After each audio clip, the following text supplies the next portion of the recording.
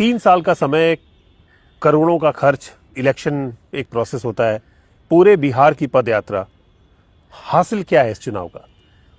देखिए, अगर आप चुनाव के नज़रिए से देखेंगे तो हासिल बहुत कुछ ज़्यादा नहीं है, लेकिन समाज और राजनीति के नज़रिए से समझेंगे तो बहुत कुछ हासिल हुआ है।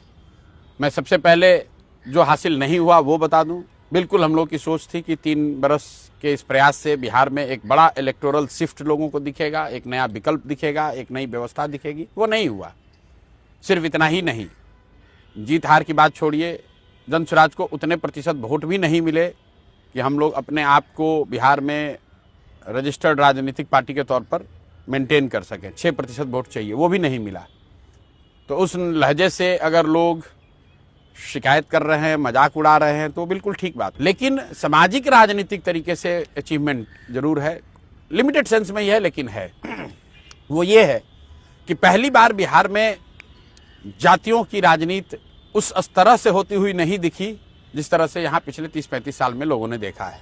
पहली बार हिंदू मुसलमान के नाम पर चुनाव नहीं लड़ा गया। इसका मतलब ये नहीं कि जाति और धर्म का प्रभाव नहीं रहा, लेकिन जिस तरह खुल्लम खुल्ला पूरा चुनाव ही इन्हीं मुद्दों पर होता था, वो नहीं हुआ।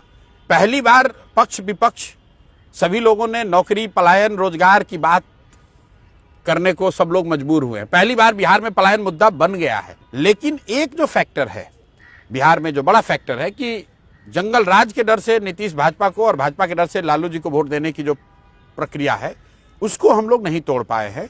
और वही कहीं ना कहीं परिणामों में भी टू सम एक्सटेंट दिख रहा है।